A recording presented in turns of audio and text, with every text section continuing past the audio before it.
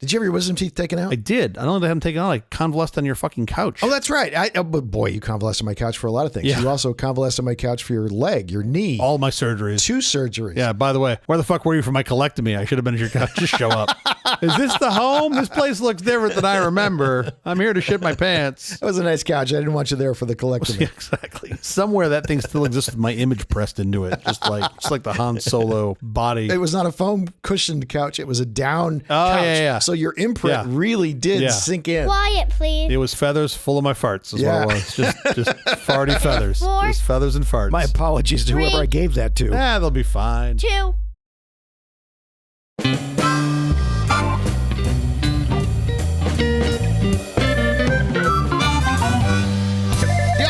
Presents a truly terrible podcast. Welcome to Nonsense Season 2, Episode 41. I'm Jeff Parker. I'm Stu Little. This is our take on the week's business, tech, and entertainment headlines. This time, we'll look at technological advances in cooking. Fire good. It's the National Dog Show Broadcast Day. 205 breeds of dog compete in this year's show, just about half the total breeds of dogs in the world. John O'Hurley hosts a compressed 2-hour version of the actual event where dogs are judged on how closely they meet the criteria for their breed: appearance, structure, movement, and temperament. It was shot on Saturday, May 16th. Word on the street has it that a Labrador Retriever named Max took the top honor this year. With all this expansion in sports betting across the country, did they run like a line on this? Could I have bet on who wins? No. The Labrador breed dates back to 1830s, so merely 200 years. That's when most of our dog breeds were invented, by humans, by inbreeding. In the 19th century, eugenics became a fad in Victorian England. That gave birth to competitive dog breeding. I mean, it gave birth to the royal family too, didn't it? No? I don't know if Charles is a big listener, but I think that family tree is pretty straight last time I checked. 2023's winner was a Celium terror named Stash. The inbreeding that created him made him susceptible to eye conditions, dental issues, ear infections,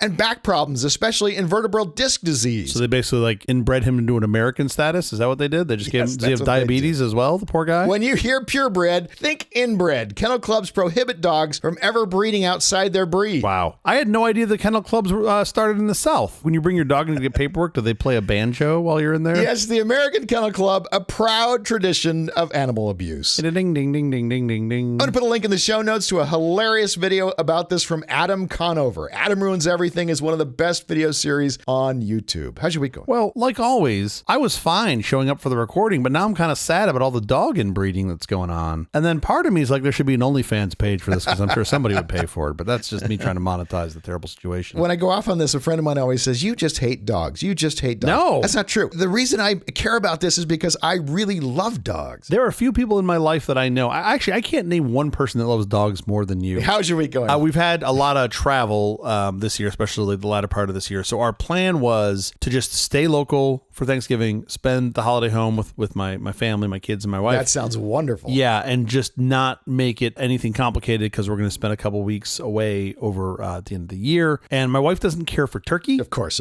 So she was completely indifferent on what to make for dinner. And I was just drifting along last week, not really thinking about what to make. I'll just do something normal. But then Monday morning, I woke up this week and I had this serious trepidation on not having a plan. Oh yeah, you got to have a plan. You got to do something different, right? You got to up your game. Sure. And that's challenging for me because every week I'm smoking beef ribs or a brisket or I'm reverse searing salmon. Your bar is high. The bar is high. So I was there's only two options here. I either go down, right? When they go high, you go low. And I go down and just bring home McDonald's. Some Taco Bell. Or Taco Bell. Yeah, exactly. Taco Bell. Which one of you had the gordita? Happy Thanksgiving, family. Who had the Thanksgiving gordita? So that's option one. And I don't even know if fucking Taco Bell's open on Thanksgiving. Option two is you've got to go up. You've got to do something even more unique or different. Sure. Without going too crazy. So anyway, my special meal today I've planned is I'm going to actually smoke a turkey, which I've never smoked a turkey over charcoal. I typically do not like poultry with smoke. I think it's overpowering. Sure. So I'm going to try to do it with very light smoke. That's cool. And I'm looking forward to the bird because the vertical roaster is basically standing up, it's sitting. Yeah. So I'm looking forward to it just smiling at me while I smoke it. So the part that I'm the most excited about is using the smoked turkey drippings to make a smoked turkey gravy. Oh, that sounds amazing. Which will be great because I make an excellent mashed potato. So I'm very excited about that. Yes. However, as you know, my wife dislikes turkey and anything smoked. So and the smoke flavor, yes. She's not going to enjoy any of this. Me and my kids will love it. I might actually get her a fucking gordita because that would make her happy. I think you should get her Taco Bell. Truth be told, she asked for a ham, which I've known this woman for almost 2 decades. She's never once asked for a ham. And I was like, you want a ham? You're getting a fucking ham. So. Oh, you're actually cooking a ham? Yeah. Well, no, you're warming it up. It's already cooked. You just take it and fucking warm it up and throw a glaze on it. Yeah. It's not even cooking. It's like paint by number, but a ham. It's impossible to fucking. Yeah, honey baked ham. Which, by the way, how they haven't gotten into the cannabis business is beyond me. I don't like. Right? I mean, it's the right time of year. Your fucking in-laws are coming over. It's a good time to be high.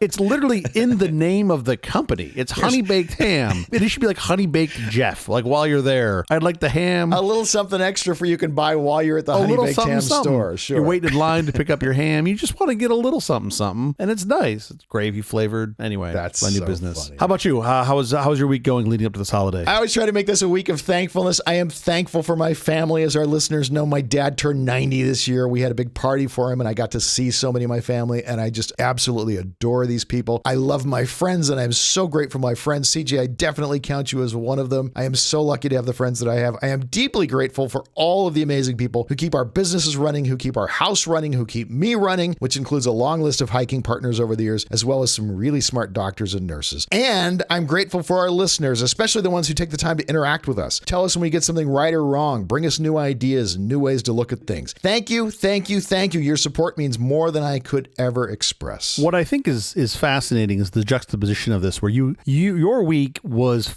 filled with thankfulness for your friends and your family and folks in the show. And my week was just cooking food. Like, sure. I mean, this episode is no different than the other 100 episodes we've done, where you're just like... That is a perfect distillation of Thanksgiving. I mean, for us especially. I'm just like, yep, here's the holiday that, celebrates eating. I'm in. Let's get to our headlines. I'm in. Let's do it. Florida Surgeon General advises against adding fluoride to drinking water. Oh. Decades of evidence show the cavity-fighting mineral drives down tooth decay, but some say the science behind fluoride is changing and needs closer scrutiny. On Friday, Florida Surgeon General Joseph Ladapo announced that communities in the state should not add fluoride to drinking water because of what he called neuropsychiatric risk associated with fluoride exposure. I mean, Florida has long been proven to drive up tooth decay from meth. Fluoride, on the other hand, has been driving tooth decay down. They're going to continue to drive tooth decay out. I mean, look, this has all obviously been top of mind for folks when you've got RFK running around saying they shouldn't have fluoride in water. Yeah. Closer scrutiny, maybe look at it again. Sure. Always scrutinize everything repeatedly. That's not a bad thing. Of course, this is how science works. Yes. However, there's been no compelling evidence that I've seen that says you should take it out. Quite the contrary. All the evidence we have says leave it in. Yes. So Ladapo even said he recognizes that it is beneficial. Like, he recognizes that it is beneficial and has some benefit, but is concerned that there could be some issues with it. And I'm like, okay, don't you prove that? So don't take it out of the water. Exactly. Leave it in the water and do your studies simultaneously. And because you know for fact that if you take it out, you're going to see increased tooth decay. And this is another great example of this general world of policy that we're getting back into, which is it adversely affects folks that don't have the means for dental care. Something like 50% of the kids in this country, 1 out of 2 children, don't have dental care, routine dental care. Horrible. That is horrible. Terrible. So when you have that, you go, well, if the community can do some good by throwing some fluoride in the water and there's no downside to it, then that's great. And then also, presumably Bill Gates gets better 5G in the people. I'm assuming that's the next is going. I'm sure Gates gets woven into this somehow, or the Illuminati or the pizza parlor or some other shit is what the big water wants you to do with their fluoride. There are numerous communities that when they've pulled fluoride out of the water for whatever reason, on purpose or on accident, they've seen tooth decay go up. Of course. You actually have families in Buffalo, New York, that in addition to being concerned about losing the Super Bowl to the Detroit Lions this year, which hopefully is how that happens. Sure. I'm just from Detroit, you know. I know. In January of 2023, they realized that fluoride had been missing from their water supply since 2015. They didn't announce it. Apparently the community didn't tell anybody that they were doing this. And it was some local investigative reporter that determined this. And they've seen increase in cavities across that community.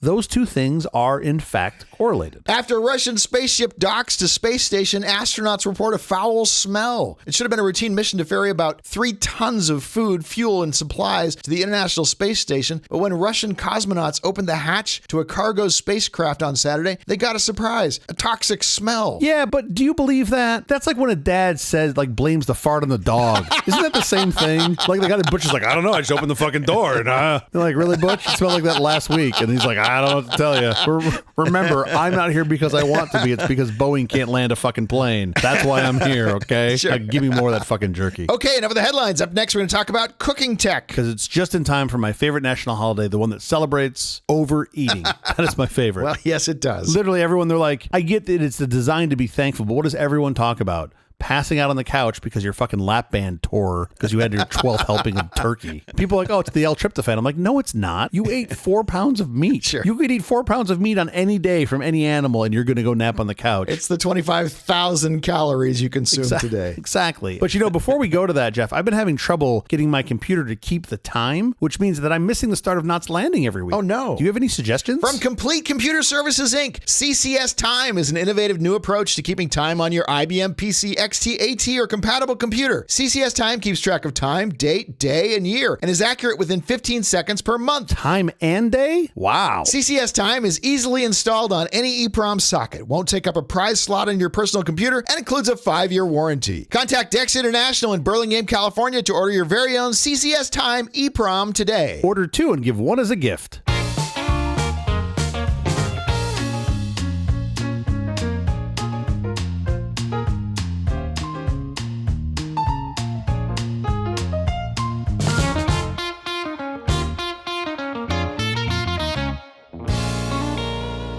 A while back, you did a segment on tech in sports. Yeah. And I'm pretty sure you didn't even get one question out. Nope. And I didn't shut up. Yep. It was a day I was hungover. I just thought I'd throw that out there and I could just sit here and do nothing. You could take the day off. Yep. After we recorded, I was walking out to your car and I was still going on about tech in sports. Yeah, I think you're still talking about it now, actually. That's why I put you on call blocking. But I think this segment is going to be your version of that. Uh-oh. As this episode drops on Thanksgiving, Yeah. I thought we could talk about technological advances in cooking. Oh, yeah. Cooking is your thing. You're going to have some thoughts on this. But let's be technically accurate. Eating is my thing. I have just found that it's more efficient if I also cook. It's how you get from point A to point B. Yeah. Just want to be clear. If it's cool with you, I want to discuss technological cooking, things we have and things we don't yet have, but would love to have. I mean, I'm fine with that. I was really hoping we could do maybe some high-speed rail. Is that not an option? We'll do that next week. Oh, boy. You and I are very different when it comes to cooking. I'm Yes. currently using technology that's at least 3,500 years old because I'm making sourdough bread. Fire. That's what's happening on my counter right now. Fire. Good.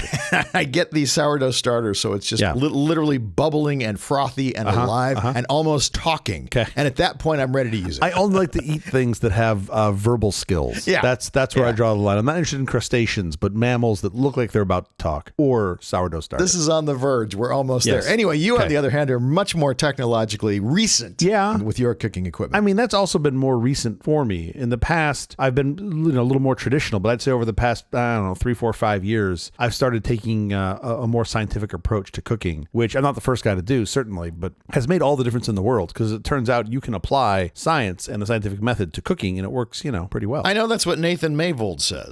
Yeah, that's the ex-CTO of Microsoft, right? Yes. Yeah. It's brilliant. I'm fearful to buy his book series because I'm afraid once I do, I disappear into a hole for like 6 months. I'm fearful to lift his book series. That too.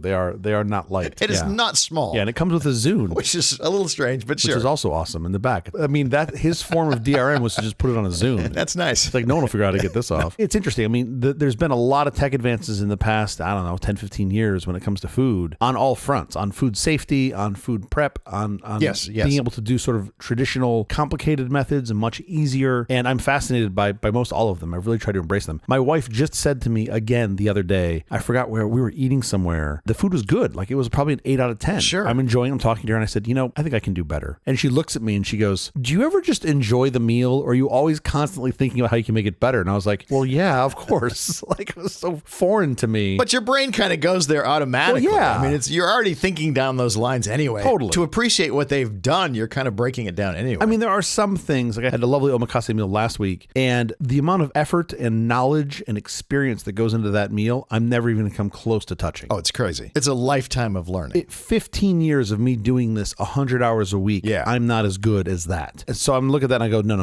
This is skilled artisan. You win. And those do exist outside of Japanese fare, but that was a labor of love. This guy's been doing it for 50 years. Like, he knows what he's doing. I love it. Yeah, it's fantastic. I love it. A lot of other stuff, though, I'm like, you threw some shit together, especially when you're in a restaurant and you've got like this production mill where you have to be able to make stuff quickly when someone orders it. Yeah. And you've got to be able to store it on the shelf until someone wants it. That's a lot harder. There's a lot less that they can do. So even though like I do a lot of barbecue, and I just did beef ribs this past weekend, that's a 7-hour cook. Yeah. So you can't do that to order. I mean, there are some tricks that you can do, but a lot of these folks end up grilling them quickly so that they can get better yield management. They don't have to throw away a bunch of ribs at the end of the night because nobody ordered them. Sure. Anyway, I digress. What are you doing for Thanksgiving?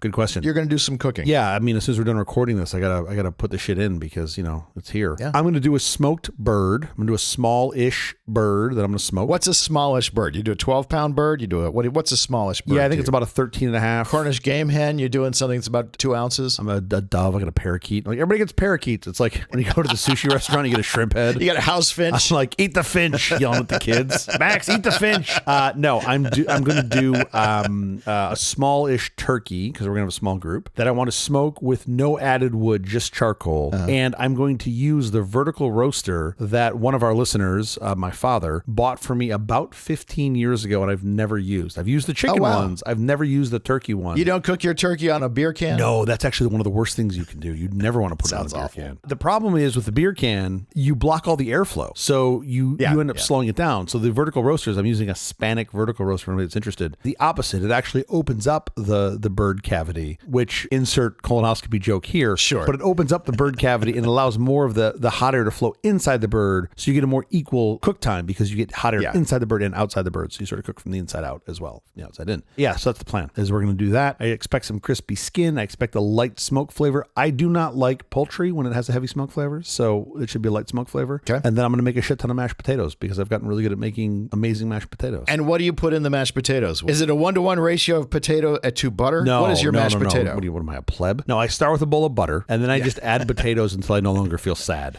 about myself. That's basically what I do. I have switched from russets to Yukon Golds for mashed potatoes, and that has been they're good. They're good. Really fascinating to me because I just grew up, you always make russets. That's just what you do. Yeah. Russets are great for baked potatoes. Correct. And twice baked. They're really not good for anything else. They're not good. They're not optimal for anything else. The skin is better for a baked potato. Oh, for sure. And you want to make potato skins, russet only, for sure. Yeah. But even roasted potatoes now, I use usually Yukon Golds. This is a cooking show now. This is great. I love this. This is a lot of fun. It's finally what you've always wanted. It's what I've always wanted this to be. It's cooking nonsense. Okay, tell me about some technology that you're going to use in cooking the Thanksgiving meal. I will say this. I have been cooking a long time. I grew up in my grandmother's kitchen. She had 7 children. It was a Italian family living in a small house. Mm-hmm. She cooked for everybody all the time. And as she got older, it was harder for her to cook for, a family of 45. Everybody had grandkids and all this stuff. So fun. So I started helping her. And I grew up in the kitchen, and I give my inspiration for cooking comes from her. Sure. And I grew up making, I remember making ravioli trays with her, which is a shit ton of work. Yeah. But I just loved it. And it was a lot of fun to do. It's just sit in the kitchen, for hours, just making raviolis for everybody to eat. Did she ever hit you when you reached for something? Oh. Did you ever get your hand whacked? Yes. Let's be clear here. There was a spoon in the house that was dedicated to me. Sure, there was literally a wood spoon that she would I'm not kidding. This is not an exaggeration. It's not for actual cooking. It's just for smacking CJ. It was just for hitting me. She had a wooden spoon and she would chase me around the house. And when that woman died, there were only 2 things I wanted from her estate. Her cast iron pans, because they had 50 years of seasoning. Oh, yeah. And the wooden spoon. That's all I cared about. Nothing else mattered to me. And like the wooden spoon also, in addition to having this wonderful memory of her beating me with it, is she would rest it on like her saucepans. So it had this amazing burn mark in it, this like scorch mark, which is how you knew it was the spoon. And the only reason I mentioned that is you have cooked at my house numerous times. Yes. And there have been a few times where I felt like, man, if there was something here, he was going to hit me. Yeah, I think every time, really. He wants me out of the way. He wants me not in the kitchen. Also, I typically would bring razor sharp Japanese knives with me. So if I can't find something blunt to hit you with. Don't want to be hit by one of those. Yeah, it's never a fun time. So I've been cooking a long time. I've been cooking really since I was a kid. The thing that I've changed that I think has made the biggest impact on my cooking has been, especially when you're making meats, is cooking to temperature. And I can't stress this enough. As opposed to? Feel, time. A lot of people use time. Yeah. Time is a terrible metric for cooking anything. Of course. There are too many variables. And when you get into meats, especially, you have, thickness is the biggest difference in this. But you also have starting temperature. Big variable. So, and you can, on feel, you can get pretty close. But if you really want to have repeatable multiple amazing meals cooked to temperature. And the only thing you need for that is a decent, not even a great, but just a decent digital thermometer, like an instant read thermometer. Now, let me ask you this, because this is a technology show. Do you use any of the like Bluetooth thermometers? I have a Bluetooth thermometer for me. Yeah, so what I found is most of those interfaces aren't terribly useful to me outside of the device, meaning like a Bluetooth or a Wi-Fi one. I'm not using that interface very often, right? If I'm using an instant read thermometer, I'm pushing it into the meat, reading it, and then reprobing somewhere else. I'm not really trying to grab it elsewhere. Oh, okay. You don't leave it in. You're not leaving it in as you cook. Well, so I have that set too. I'm specifically talking about the instant read. I think if people just get the instant read, you can at least measure the thing when you look at it, right? You look at it, you can push it in, you can push it into the breast of the turkey and get a temperature reading. Having Bluetooth or Wi-Fi on that, I find to be not terribly helpful. Useless. If you want to spend more money to get something that reads faster. And the good ones read in under 2 seconds. So you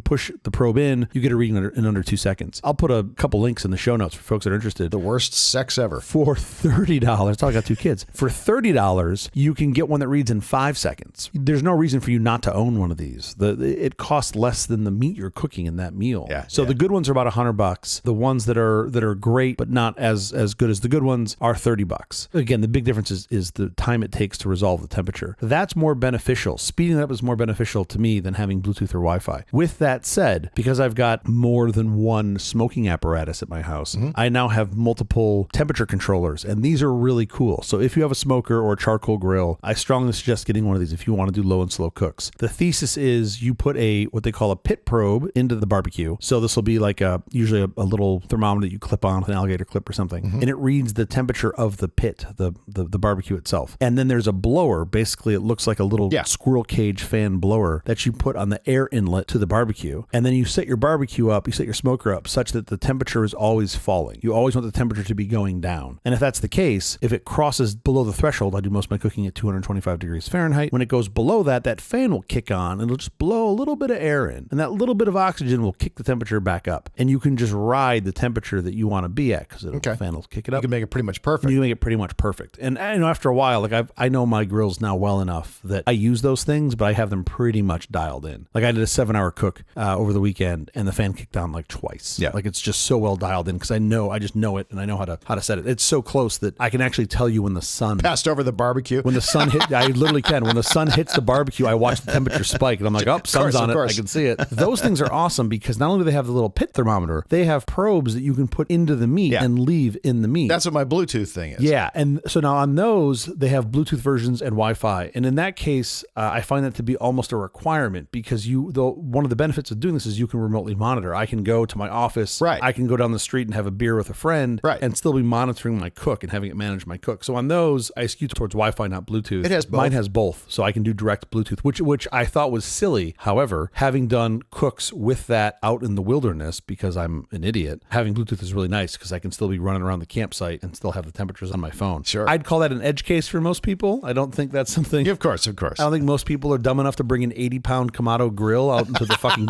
forest. But for those who do, now there's a way to monitor temperature. For those who do, here you go. That has been great. And there's another ThermoWorks that you can buy for indoor that doesn't have the blower capacity. That is like, I think actually right now it's on like a Black Friday deal for $40. I bought a couple as gifts and they're fantastic because you plug those things in. They're super easy. They work great. You get temperature reads for your food, even like when it's in the oven. And those are super valuable. So if you take one thing away from this episode, it would be, I think, buy a couple good instant read thermometers because they make all the difference in the world for cooking. I have the Viking oven and the front of the oven is not even the same temperature as the back of the oven. Isn't that nuts? As it cooks. It's mine's like 25 years old, so that's my own fault. Have you ever done the biscuit test on your oven? No. What's the biscuit test? It might be worth doing. They do this on smokers. If you buy an offset smoker, typically the first thing you do to try to read the smoker is you put biscuits in. You put biscuits in, touching, and you cover the whole surface, front to back. You can see where it's hotter and where it's colder. And then you watch them cook. And based on where they cook, you can see the airflow and the temperatures across the whole spectrum. I know some people do it for their ovens too, so you can see that you should have temperature gradients that are as large on an oven. In a smoker, they can be up to like 150, 200 degrees in an offset. Yeah, it's not that big in the oven. Yeah, but definitely because I cook a lot of like sourdough rolls, you can definitely see where the hot spots are. And I know where all my hot spots and cold spots are. Do you rotate when you're baking? Absolutely. Yeah, I do that on the smoker, on my smokers too, quite a bit, especially for bigger cooks. I'll do 1 or 2 rotations, mainly top rack to lower rack or move it around. It's really crazy. You get to know these grills so well. I know my extra large big green egg. I know that's my oldest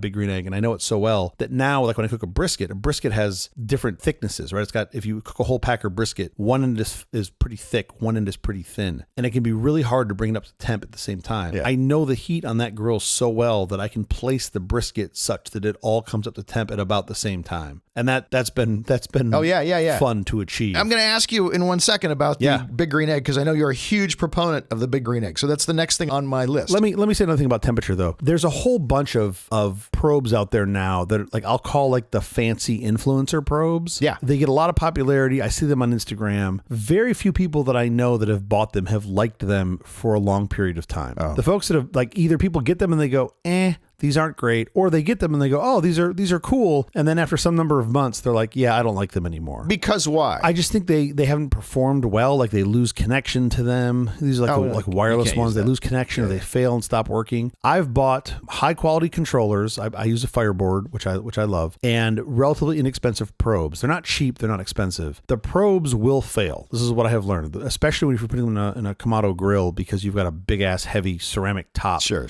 And after a while, it'll pinch the wire. Oh, okay. I use mine a lot. I probably use them on average 2 to 3 times a week, and I get usually 1.5 to 2 years out of a probe. A probe's like $15 to $30. Yeah, who cares? So it's not that expensive if you amortize it over 2 years. You keep spares in the cupboard. I do now keep spares in the cupboard, which is kind of bananas, but not great. in the bananas. All right, before we go any further, we're going to have to address the 800-pound... The green elephant in the room. The green elephant in the room. God, I wish they only weighed 100 pounds. That'd be lovely if they were that small. That is your love for the Big Green Egg. This is new technology in cooking. This is a brand new thing. It has been around, the Big Green Egg in the United States has been around since 1975, something like that. I want to say it's like 50 years old. And before that, the Kamado style of cooking has been around for 3,000 years, something like that. Ish. I was young when you were very young, yes. Yeah.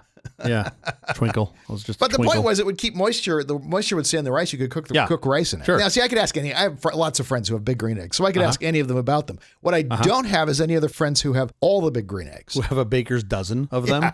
You don't have a lot of friends who have enough Big Green Eggs that it's going to be listed and the reasons for amicable divorce. Sure. Yeah. It's a checkbox on her form. I have heard this from friends of friends who know actual astronauts. Yeah. That your collection of Big Green Eggs can be seen from space. They actually use it as a location when they're flying over. They go, oh, okay, we locked on to CJ's. Southern California. We see his deployment right there. It is a disease. I will say they do. Most people just make fun of me for like, why do you need more than one? And there are benefits. I'm sure there are reasons, yeah. And I promise this is not just me justifying it to myself. But for those that don't know, these Kamado style cookers. There are two in the U.S., right? There's two Kamado Joe Classic is the big one. Kamado Joe Classic 3 and the Big Green Egg. Yeah, so the Big Green Egg has been around, as Jeff mentioned, for 50-ish years. It was, if I remember the story correctly, it was a guy who did some import and export and would bring these like funky things back from Japan at the time. I think he put them on in front of his store or something like that. I don't remember the whole story. But he put them on in front of his storefront, and then people would come in and like ask about the Green Egg. Like, they didn't care about the other trinkets he was selling. Yeah. Like, tell me about that thing, because it just looks so weird. It's the big ceramic. Yeah. Describe what is different about a Kamado style cooker. I mean, it looks like a giant dimpled like golf ball that you open up that's made out of ceramic that's super thick, several pieces. And the advantage of the ceramic is what? The biggest advantage is heat retention. So you get stability, heat stability and heat retention so that you don't need a lot of fuel, as opposed to a classic, like, I think when most Americans think a charcoal barbecue, they think of a Weber kettle, which is the old school 1950s. It's a grill. It's not really a barbecue, but yeah. Well, you can do both. That's what's great about it, is you can grill, high temperature grill, or you can do low and slow barbecue. And Jeff also just alluded to something that's worth pointing out. A lot of people, including a previous version of myself, a younger, lighter, thinner version of me, would use barbecue and grill interchangeably, and that is bad. They're not the same thing. Those are not interchangeable things. Grilling is typically cooking something at high heat. Barbecue is typically cooking something at low heat for a long time. Low and slow is what we like to say. And a Kamado style cooker can comfortably run at 250 degrees for a very long time, right? Oh yeah. I mean, I've done 20 plus hour cooks in my XL Big Green Egg with not even a full load of fuel, and there's some left when I'm done. You'd be hard pressed to do that in a Weber. That's not really what a Weber is made for. No, not hard pressed. It's impossible. Yeah. You're refilling that thing with charcoal. You're typically using briquettes on a Weber. I didn't, but typically folks use briquettes, which burn a lot faster. On a Kamado grill, you're using whole lump charcoal, so chunks of wood that have been charred effectively, which is an interesting process in itself. You put it in a high heat environment with no oxygen, so it doesn't burn, and it just chars it. Then you get this nice long burn out of it. Beautiful. So I got all these Big Green Eggs, and they're super heavy. They're extremely fragile. It's like having a giant Fabergé egg collection in your backyard. Well, the Fabergé eggs aren't that heavy. No, they're not. No, but like having like giant ones. Like if an elephant were to start collecting Fabergé eggs, Sure. It's like those size, like dinosaur eggs. And the pricing is similar. Yes, the pricing is also similar, but it's no big deal because they'll give you a 30-year loan for them. It's fine. That's nice. You can finance it, 1.7% over 30 years. And it'll be yours. Big Green Egg comes assembled? Depends. So they don't ship it assembled. They ship it in pieces in boxes, obviously. And then either you or the place you buy it from will assemble it for you. So really the answer is no. But typically if you buy one, they'll include some sort of assembly service. I've never taken advantage of that because I have to assemble all of my things myself. Sure, because you got to make sure they're right. It's really not that hard. It's a very simple. There's 2 metal bands and a hinge and a spring. If you can just read at a second grade level, you won't fuck it up. Like it's not that hard. Somehow people still fuck it up online, which is bonkers to me. They literally give you like shims to shim the dome from the base so that you have the right offset. Like they've made it completely idiot proof, and yet somehow idiots still figure it out to screw it up. But I'm sure there's videos on YouTube that show you how to put it together. Right? So anyway, so you have these things and they're great because you can do low and slow cooking for a long time because it retains heat. You can also get the thing insanely hot. Typically, if I'm searing, I'm searing in the 550 to 600 degrees Fahrenheit range. I have, however, on one of my mini maxes, one day set it up, put in charcoal, put on the fan, had the fan going, didn't have the temp probe in because I was like, I'm just gonna run inside, grab some salmon. I'll come right back. Went inside, got distracted, kids running around, whatever. Come back about 10 minutes later. To cinders. Oh, it was way worse than that. I was auditioning these aluminum grates for it that I wanted to try out that I had bought.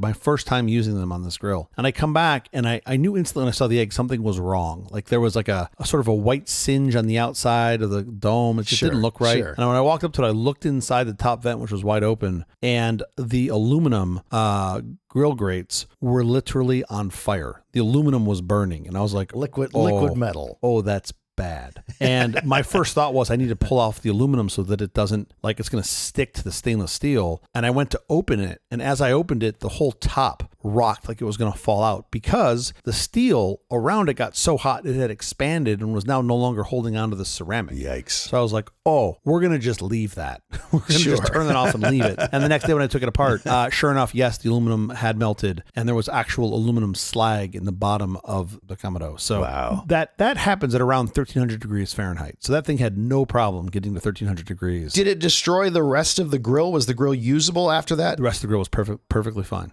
Perfectly fine. The steel was not only fine, it was super fucking clean because you just carbonized everything that was anything on there. So it was actually lovely. You just made a self-cleaning Kamado. Exactly. I mean, that is the way you clean them. When you want to clean them, you just fire them up to 600 degrees and let it go for like 30 minutes and then just close it off. And then everything just cinders. It just turns everything to cinder and you just brush it off and you're done. That is the thing everybody who has a Big Green Egg that I know says is they're so easy to clean. Oh, yeah. Compared to a regular There barbecue. is a point of contention. Most people, you've got a big firebox below it where you put the your fuel, and then if you want to do direct grilling, you just put a grill surface right on top, or you can offset it to put it lower or higher or whatever. But you're grilling, you basically have the heat source directly under it. If you want to do indirect cooking, which is what you're doing if you're doing like a low and slower reverse sear, they have a thing called a plate setter, which is a large chunk of ceramic that you put on top of the fire, and it sort of deflects. It's like a baffle? It's basically, think of like a baffle or just a giant heat deflector so that it gets hot and then radiates the heat, but you don't have a direct flame underneath whatever you're grilling. Most people, I don't know why this is the case, most people will just grill like do their low and slow right on top of that and just let all that fat and grease collect on the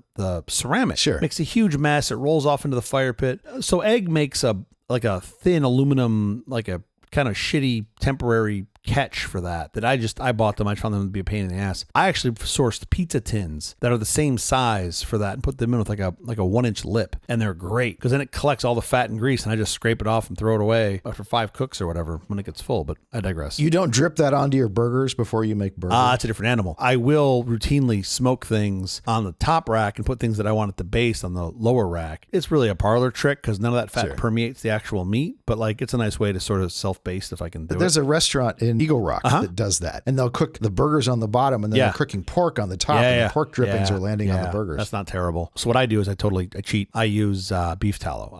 I'll sear it. When I finish it, I'll sear it in beef tallow, and that imparts a ton of deliciousness into the meat. But back to the egg. The eggs are super cool because they are once you get the hang of it, they're very easy to manage heat. And even when the outside temperatures change, like when you go from daytime to nighttime, it's not a big enough shock to typically upset how much fuel you're using. Because the ceramic is so thick. The ceramic's so thick, yeah. Okay. That's the good news. The downside is, my XL, I think, is like 380 pounds. Yeah, right. Without the table. I think with the table, it's 400 something pounds. It's bananas. Sure. Moving it is a group activity. I have moved mine before by myself, and I did enough. It's so big, I can't get my arms all the way around the bottom, so I got to scoot down. I was like, I'm going to drop this thing. I'm going to be so sad. I'm going to just leave this. And also, you won't have a back anymore. Yeah, exactly. Yeah, it's a twofer. But it's funny. So I follow the biggest sort of cooking inspiration I have for barbecue, traditional barbecue, is this guy. He's called Meathead. His actual name is, I think, Rob Reiner, Meathead. Rob Reiner. Of course, he goes by Meathead Goldwyn. I think this guy may have actually changed his name. So he used to write wine columns for the Chicago Tribune and the Washington Post. He went by the name Craig Goldwyn, but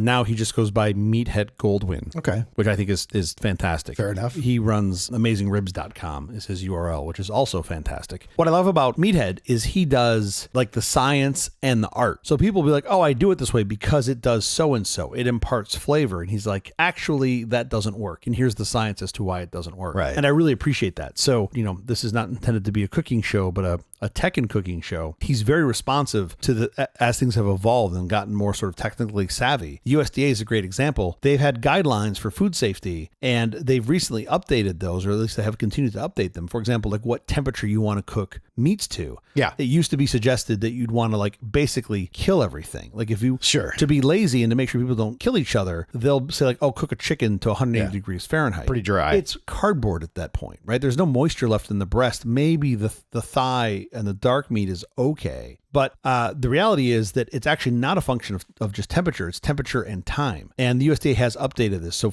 this gets into some of the gnarliness of food safety. When you're dealing with any sort of meat, but certainly any sort of food that could be around animal product, you have the risk of bacteria. And if you get to about basically 165 degrees Fahrenheit, you've killed everything. So you can just be lazy and say cook everything such that the coolest temperature is at 165 degrees Fahrenheit and everything is dead. The problem is the food might also be dead. Sure. So you can also get similar results by cooking to a lower temperature but holding it there at a longer time. And that's what I do in a reverse sear. I can bring something up to 135 degrees. As long as I hold it there for several minutes, I'll have the same efficacy of killing pathogens that you would otherwise. But it's also somewhat interesting in that there's this belief that any meat could have bacteria inside it. That's actually not possible unless you force it in there. So if you puncture the meat with a tenderizer or with an injector, yes, you could push bacteria inside the meat. But typically, if you're just taking a cut of beef, for example, the bacteria is on the outside. So once you get the outside north of 165, searing it or whatnot, you don't have to worry about there being any bacteria inside the beef. Okay. Where this gets real sketchy is with ground beef. And if you think of all those meat recalls, those E. coli meat recalls we've seen over the past 20 years. It's always ground beef. It's always ground beef, because what typically happens, and the way this happens is somewhat gross, and I'm sure our listeners don't really want to listen to or hear, but in those large meat packing plants where you have a beef carcass that'll have typically manure on the skin,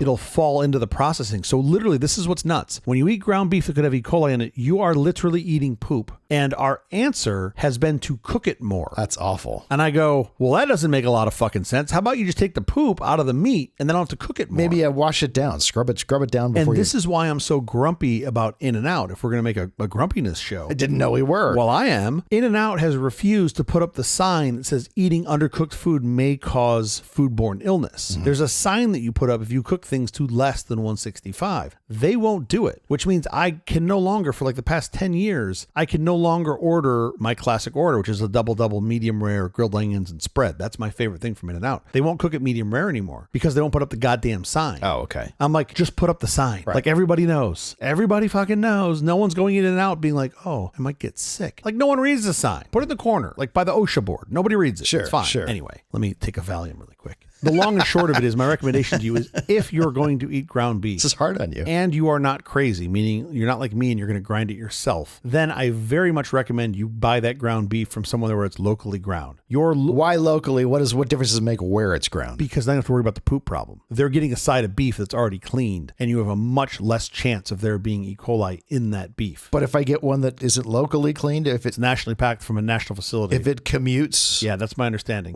tell me what that means. What's a national facility? I didn't even know this existed. Like if you're buying something that's pre-packed, if you go to Ralph's, like if you go to your local grocery store, there are likely going to be two types of ground beef there. You can't tell by lean or 80-20 or 75-15. You got to ask the butcher. Just ask them which ones you grind here. Whichever ones they grind there, those are the ones you buy. The stuff that comes in a tube is not ground there. Don't buy it. I didn't know burgers came in a tube. Oh, yeah. You've never seen the pink slime burger juice gel crap? Oh, fuck. It's gross. It's super gross. So anyway, especially if you like eating a medium rare burger, you need to be mindful of where that meat's coming from. Because if you've got ground up E. coli inside, you might be getting very sick. Sure. And that's not fun. So I reduce my chance of that by having a Beyond Burger. that is true. That is absolutely true, which is another, I'd argue, food tech push. So Yeah, for sure. anyway, Meathead talks a lot about the science behind grilling, and I find it fascinating. There is a treasure trove of information there. I suggest if you're interested in this, going there and reading it, you can subscribe to his site and get some more back-end information. There's some more information sort of behind like a paywall. There's a forum of people there that talk about this stuff. It's really a great community, and I've learned a lot. I've really learned damn near everything I know from him. AmazingRibs.com. AmazingRibs.com, yeah. What's interesting is some people will then, they'll pontificate about, using a thermometer is cheating, or doing... Why is that cheating? Why would that be cheating? Because they'll say, literally, it's not the way we used to do it. We used to do it and they'll talk about these technology advances that are all not traditional barbecuing. And Meathead's response is, unless you're digging a hole in the ground and filling it with coal and putting the meat in it, right, you're not doing it traditionally. Sure. Like using a metal can is not traditional. And I've always appreciated his view of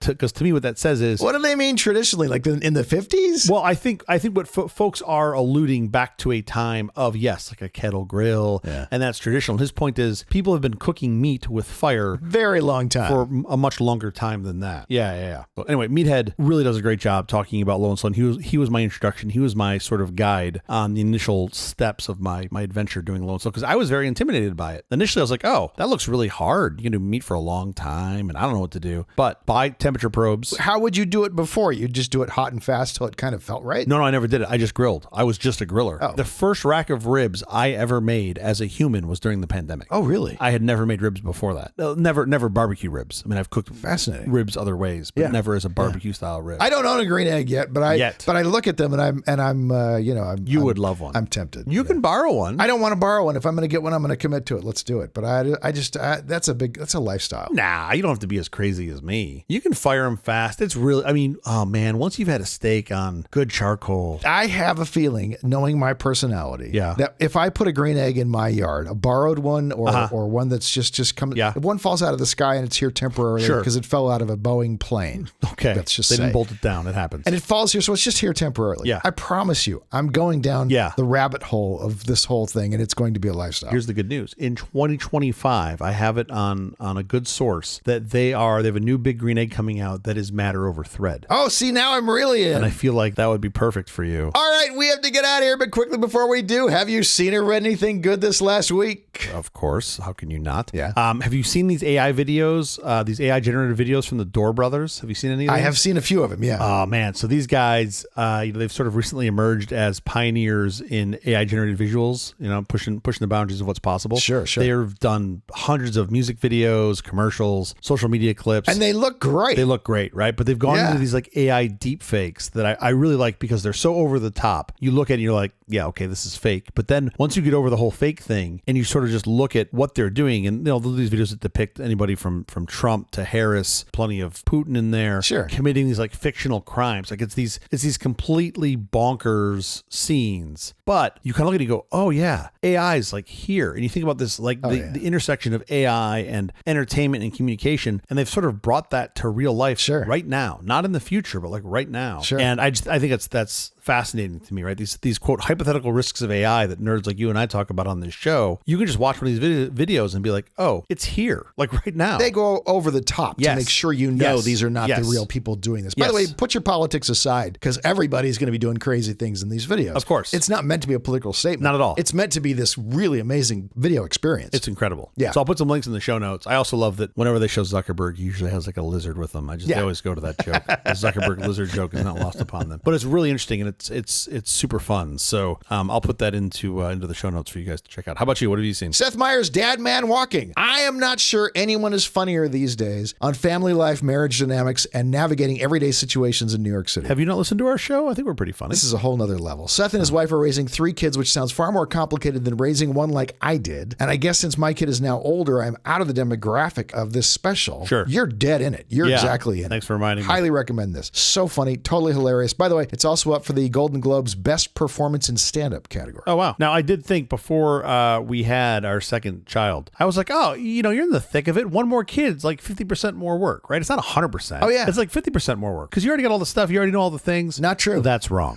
The second kid is 200% more work. Of course. You have one child and your child is being a mess. You just hand them to your spouse, right? And you get your break or your reprieve. Now, when that happens to the second kid, the spouse is dealing with the first child. Right. Her hands are all full. Wait till you get to 3 kids. Seth Meyer and his wife have 3 kids. Yeah. And you got to run a zone. You're no longer running man to man. I mean, at some point, you just let them like police themselves, right? I mean, at some point, it's just Pavlovian, I don't know, survival of the fittest. A hilarious comedy special, Seth Meyer's Dad Man Walking on Max now. Dad Man Walking. The play on words on that name is fantastic. So good. I'll check that out. That is the episode. Thank you for joining us for All This Nonsense, a truly terrible podcast from The Awful Company. Visit us on the web at nonsense.productions. I'm Stu Little. I'm Jeff Parker. If you like this program, please follow, download, subscribe, and like it. Apple Podcasts, YouTube Music, Amazon Music, AntennaPod, iHeartRadio, Spotify, my favorite Overcast, or wherever you may get your podcasts from. Nonsense is produced using the Dor multi-track digital audio workstation. Amazing full-featured software, open source and free. This trick where you can understand me talking while music plays underneath is done with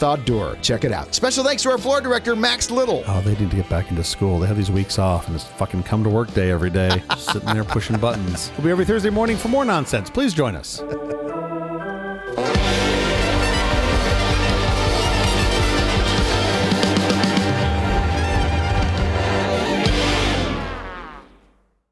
I still have them. I have them somewhere. I have the 2 molars they took out. They're massive. They're fucking bear teeth. You might be a pack rat. No, they're mine. I wanted my colon when they took it out. I asked my surgeon. Give your appendix out. They can't give you your appendix. Why not? I brought it with me. Check the security camera. It came in here with me. I'm not stealing it.